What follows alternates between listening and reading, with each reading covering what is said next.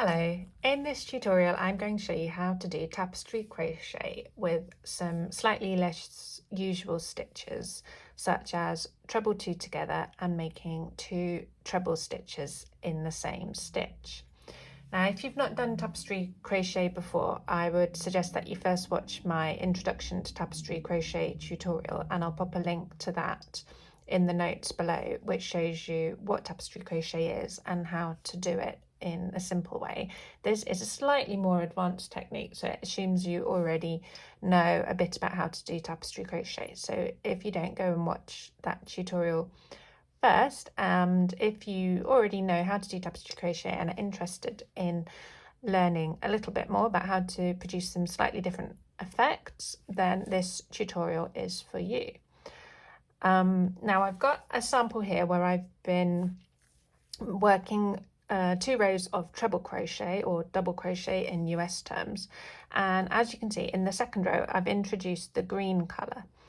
Now normally in sort of basic or simple tapestry crochet, each treble stitch would be made with a different colour yarn, and if you're creating a project which has shapes or patterns on it with the tapestry crochet, then that shape or pattern that you're creating would have a sort of pixelated outline, with each rectangle or square, depending on which stitch you're using, the height of the stitch being made in a different colour. Well, if you want to have a slightly smoother outline to the shapes and patterns that you're creating with tapestry crochet, then using stitches like treble two together and making 2 trebles in the same stitch can help you to achieve it. So normally if you wanted to expand this area of green on the next row, you might, for example, put a green stitch in the top of this blue stitch and another one here, and then just 5 green stitches along there. But then you would have a slight step out as you increase it, and that might be fine. That might be exactly the sort of look that you want for your project. But if you want to make it slightly smoother, then instead of putting a green stitch in the top of this blue stitch, we can treble these 2 blue stitches together and then put 2 treble stitches in the green stitch, and the same on this side. We can put 2 green stitches in here and then treble the next 2 blue stitches together, and by doing it in that way, that makes sure that the total stitch count along the tops of the stitches for each row stays the same. So I'm working along with the blue yarn with treble crochet or double crochet in US terms, and I want to make this green area slightly wider in the next row.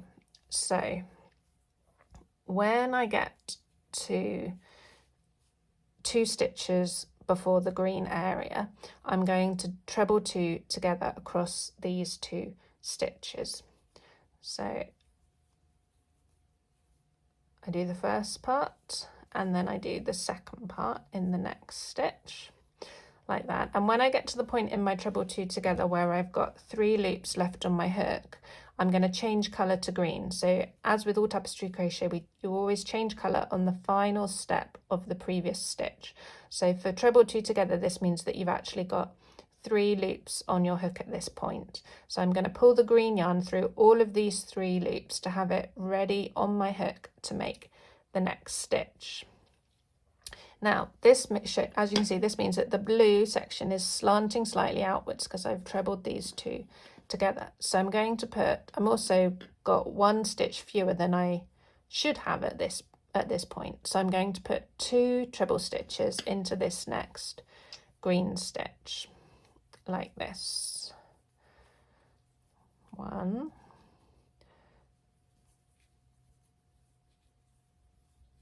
2. And then I'll continue along to the end of the green area, just making as normal 1 stitch in each stitch from the previous row until I get to the last green stitch.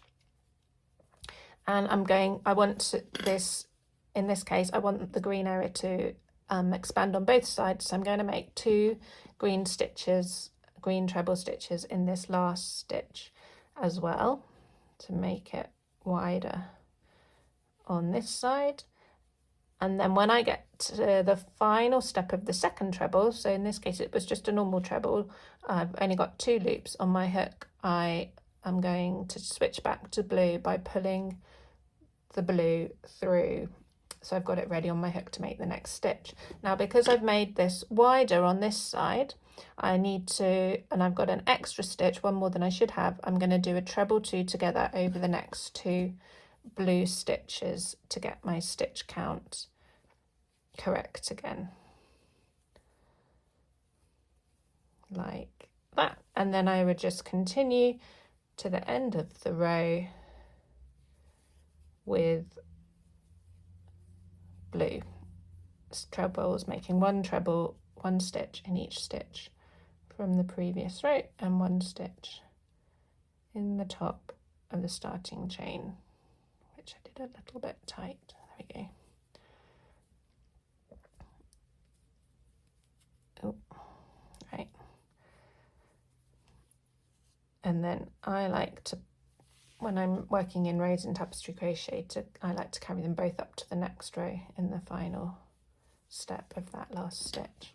So there you can see that the outline of this shape is looking a lot smoother than if I had just done 1 stitch in each stitch of the previous row.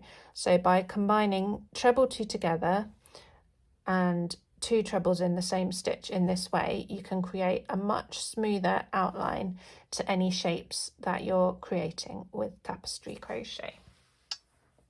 I hope you found this tutorial useful. Please feel free to go back and watch it again as many times as you want to make sure that it's clear to you. But if you've got any questions at all, just drop a comment below and I'll try to respond as soon as I can. If you're interested in getting 2 free tapestry crochet patterns to have a go at tapestry crochet, then please do sign up to my email list, and this will also make sure that you get all the news of latest pattern releases, as well as exclusive discounts just to people on my mailing list. So sign up to the list and you'll get 2 free patterns straight away once you've confirmed your subscription, and you'll get 2 free patterns, tapestry crochet patterns, to have a go with and try this fabulous technique. Thanks very much for watching. Bye bye.